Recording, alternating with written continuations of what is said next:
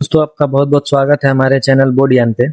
Saturday को जो test हुआ था आज उसका सोल्यूशन लेकर के आए हैं। आप लोग अपना अपना आंसर मिला लीजिए। चलिए तो देखिए आज का जो पहला क्वेश्चन है वो है मानव युग्मक में लिंग गुणसूत्रों की संख्या कितनी होती है। आपके ऑप्शंस हैं 1, 2, 3 और 4। तो इसका सही जवाब हो जाएगा ऑप्शन नंबर ए 1 हो जाएगा। ठीक है, चलिए आगे बढ़ते हैं।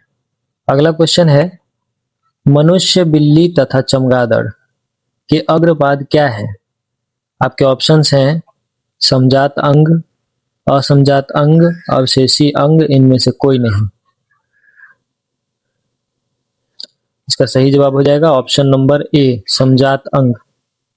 चलिए आगे बढ़ते हैं।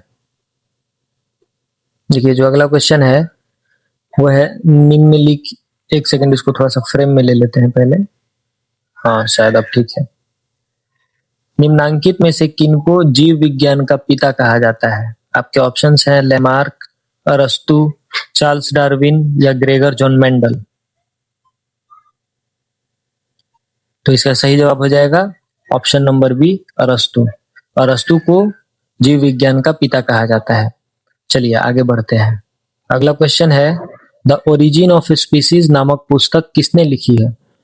द ओरिजिन ऑफ स्पीसीज नामक पुस्तक किसने लिखी है। आपके ऑप्शंस हैं डार्विन, ओपेरिन, लेमार्क या इनमें से कोई नहीं।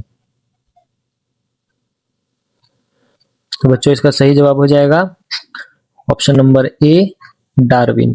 इसका सही जवाब क्या हो जाएगा ऑप्शन नंबर ए डार्विन। चलिए इसे याद रखिएगा। आगे बढ़ते हैं। एक स्त्री में कौन से लिंग गुणसूत्र मिलते हैं। आपके ऑप्शंस हैं X Y, X X, Y Y या इनमें से सभी। तो बच्चों इसका सही जवाब हो जाएगा option number B X x.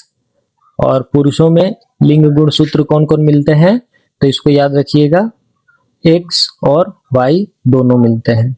चलिए आगे बढ़ते हैं। तो जो नेक्स्ट क्वेश्चन है वो है जीवों की उत्पत्ति के लिए पहले पृथ्वी पर निम्नलिखित में क्या नहीं था।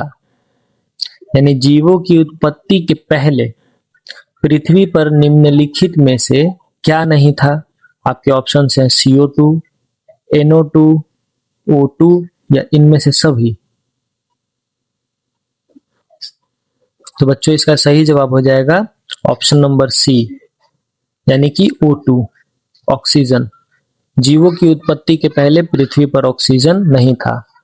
आपका अगला क्वेश्चन है किस वैज्ञानिक को आनुवांशिकी का पिता कहा जाता है। आपके ऑप्शंस हैं अरस्तु को, रॉबर्ट हुक को, ग्रेगर जॉन मेंडल को या इनमें से कोई नहीं। तो बच्चों इसका सही जवाब हो जाएगा ग्रेगर जॉन मेंडल। चलिए आगे देखते हैं अगला क्वेश्चन। निम्नांकित में कौन सा अवशेषी अंग मानव में पाया जाता है। यानी कि इनमें से कौन सा अवशेषी अंग है जो मानव में पाया जाता है। आपके ऑप्शंस हैं रीढ़ की हड्डी, अंगूठा, नाक या अपेंडिक्स। तो इसका सही जवाब हो जाएगा ऑप्शन नंबर बी अंगूठा। ये अंगूठा हमारा अवशेषी अंग, ये हमारा अवशेषी अंग होता है मानव का। चलिए आगे देखते हैं। अगला जो क्वेश्चन है ये है इनमें कौन अवशेषी अंग है। अब इनमें से बताना है कि इनमें कौन अवशेषी अंग है। तो आपके ऑप्शंस हैं ऊपरीगामी, अधोगामी, कोलन या अपेंडिक्स या अनुप्रस्थ कोलन। तो बच्चों इसका सही जवाब हो जाएगा ऑप्शन नंबर सी अपेंडिक्स। ठीक है, चलिए आगे बढ़ते हैं। अगला क्वेश्चन है कौन सा अभिलक्षण वंशागत नहीं है। इनमें से कौन सा लक्षण ऐसा है जो वंशागत नहीं होता है। आपके ऑप्शंस हैं आंख का रंग, चमड़ी का रंग, शरीर का आकार या बाल की प्रकृति। तो बच्चों इसका सही जवाब हो जाएगा बाल की प्रकृति। ठीक है, चलिए आगे देखते हैं। अगला क्वेश्चन है तो देखिए अगला जो क्वेश्चन है लैंगिक जनन की प्रक्रिया में किसकी प्रवृत्ति अंतर्निहित होती है? आपके ऑप्शंस हैं विषमता, समरूपता, उत्तरजीविता या इनमें से कोई नहीं। यानी कि क्वेश्चन है कि लैंगिक जनन की प्रक्रिया में किसकी प्रवृत्ति अंतर्निहित होती है? तो बच्चों इसका सही जवाब हो जाएगा विषमता। ठीक है, याद रखिएगा। चलिए अगला क्वेश्चन है, वह जनन जिसके द्वारा नए जीव व्यष्टि उत्पन्न होते हैं। कहने का मतलब है कि वह जनन जिसके द्वारा नए जीव उत्पन्न होते हैं वो क्या कहलाती है? जनन, लैंगिक जनन, अलैंगिक जनन या वृद्धि? तो बच्चों इसका सही जवाब हो जाएगा ऑप्शन नंबर बी, लैंगिक जनन कहलाती है। ठीक है, चलिए अगला है, निम्नलिखित में कौन जैव विकास के साक्ष्य, देखिए यहाँ पे थोड़ा सा टाइपिंग एरर हो गया है, ये साक्ष्य नहीं है, ये साक्ष्य है। तो निम्नलिखित में से कौन जैव विकास के साक्ष्य प्रस्तुत करता है? तो आपके ऑप्शंस हैं जीवाश्म, तुलनात्मक आंतरिक संरचना, वर्गीकरण या इनमें से सभी। तो बच्चों इसका सही जवाब हो जाएगा ऑप्शन नंबर डी, इनमें से सभी।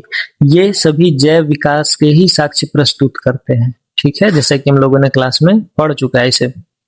चलिए अगला क्वेश्चन है, डीएनए प्रतिकृति के दौरान होने वाली त्रुटियों के कारण उत्पन्न होता है। यानी कि जब भी डीएनए कॉपी बनता है हमारे शरीर में, तो उसके अंदर अगर कहीं पे त्रुटि हो जाती है तो उसके वजह से क्या उत्पन्न होता है, आपको ये बताना है। तो बच्चों इसका सही जवाब हो जाएगा ऑप्शन नंबर सी, विविधता। डीएनए, देखिए डीएनए में जो भी इंफॉर्मेशन इंक्लूड होता है उसमें अगर थोड़ा सा भी त्रुटि होता है तो उसी के कारण जीवों में विविधता पैदा होती है। चलिए आगे बढ़ते हैं अगले क्वेश्चन की ओर। तो बच्चों अगला क्वेश्चन है, निम्नलिखित में कौन एक मानव में पाई जाने वाली व्यक्तिगत विविधता है? आपके ऑप्शंस है त्वचा का रंग, बालों का रंग, शरीर की लंबाई या इनमें से सभी। इसका सही जवाब हो जाएगा इनमें से सभी। ये सभी मानव में पाई जाने वाली व्यक्तिगत विविधताएं होती हैं। ठीक है, चलिए अगला क्वेश्चन देखते हैं। तो अगला जो क्वेश्चन है वो है हमारा, फिलोसफिक जूलॉजी नामक पुस्तक किसके द्वारा लिखी गई है? आपके ऑप्शन है डार्विन, ऑप्शन सी है लेमार्क, ऑप्शन डी है मिलर। देखिए यहाँ पे भी डार्विन गलती से मिसटाइप हो गया है। आपके ऑप्शन है डार्विन, लेमार्क और मिलर। तो इसका सही जवाब हो जाएगा ऑप्शन नंबर सी, लेमार्क। ठीक है, फिलोसफिक जूलॉजी का जो रचयिता माने जाते हैं, यानी कि इस बुक को जिन्होंने लिखा है उनका नाम है लेमार्क। ठीक है, चलिए आगे देखते हैं।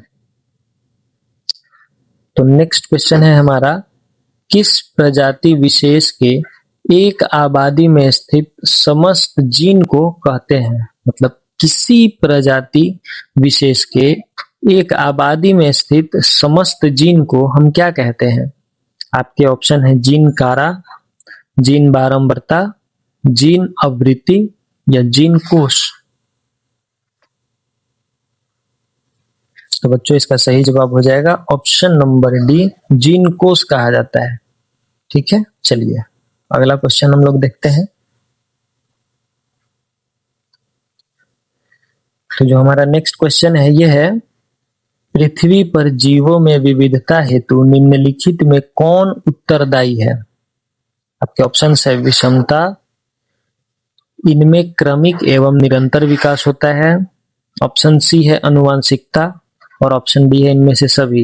यानी क्वेश्चन ये कहना चाह रहा है कि पृथ्वी पर जीवों में जो भी विविधताएं पाई जाती हैं, जो भी विविधताएं होती हैं, तो उनके लिए उत्तरदायी कौन होता है? क्या वो विषमताएं होती हैं या इनमें क्रमिक एवं निरंतर विकास ये उत्तरदायी होती हैं विविधता के लिए, या फिर अनुवांशिकता विविधता के लिए उत्तरदायी होता है, या फिर इनमें से सभी उत्तरदायी होते हैं? तो बच्चों इसका सही जवाब हो जाएगा ऑप्शन नंबर बी, इनमें क्रमिक एवं निरंतर विकास यही उत्तरदायी होता है जीवों में विविधता का। ठीक है, चलिए आगे देखते हैं। जो अगला क्वेश्चन है, जब एक या एक से अधिक प्रजातियां उत्पन्न हो तो इसे क्या कहते हैं? जब एक या एक से अधिक उपजातियां उत्पन्न हो तो इसे क्या कहते हैं? आपके ऑप्शंस हैं, देखिए, उत्परिवर्तन, उत्परिवर्तन, प्राकृतिक चयन, जाति उद्भवन या इनमें से सभी। तो बच्चों इसका सही जवाब हो जाएगा ऑप्शन नंबर सी, इसे हम जाति उद्भवन कहते हैं। ठीक है, चलिए नेक्स्ट क्वेश्चन है हमारा, जीन की बारंबारता में निरपेक्ष होने वाले परिवर्तन क्या कहलाता है? आपके ऑप्शंस हैं अनुवांशिकी, जैव विकास, अनुवांशिकी विचलन या सूक्ष्म विकास। तो बच्चों इसका सही जवाब हो जाएगा ऑप्शन नंबर सी, अनुवांशिकी विचलन। ठीक है, चलिए अगला क्वेश्चन है, नर ड्रोसोफिला मेलानोमेंटर। देखिए यहाँ पे थोड़ा सा जरा सा एक मिस्टेक हो गया है, हालांकि ये मेलानोमेंटर नहीं है।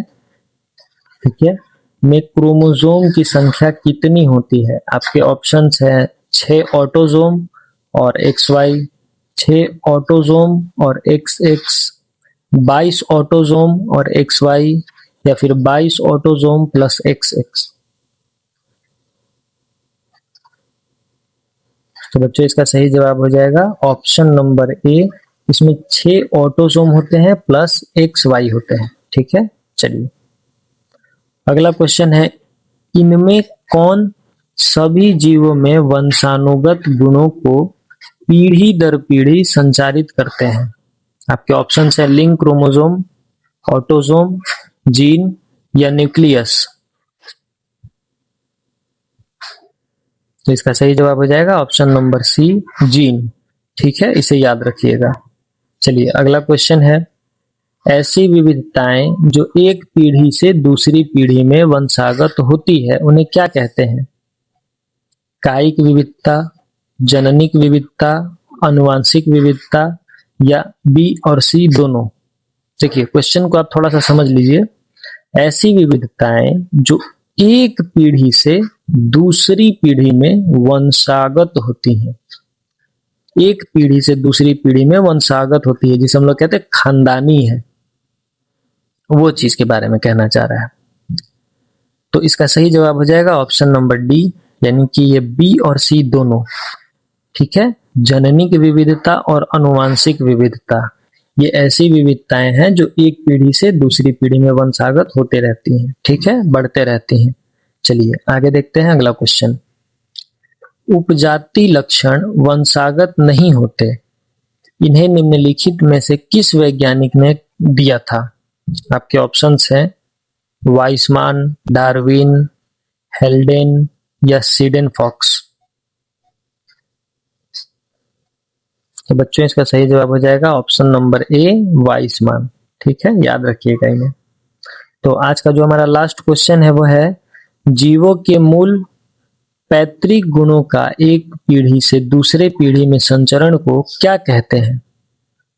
तो आपके ऑप्शंस हैं जैव विकास, आनुवांशिकता, क्रमिक विकास या इनमें से कोई नहीं।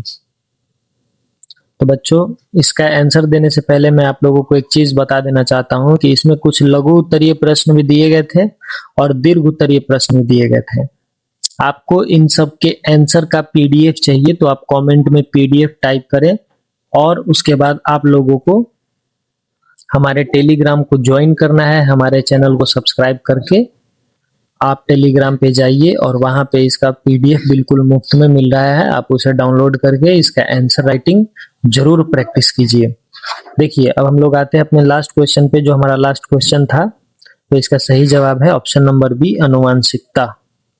ठीक है, तो बच्चों कैसे लगे प्रश्न और आपका कितना स्कोर रहा जरूर कमेंट कीजिए और इसी तरीके का और भी वीडियो देखने के लिए हमें फॉलो कीजिए, वीडियो को लाइक कीजिए और चैनल को सब्सक्राइब कीजिए। Thank you.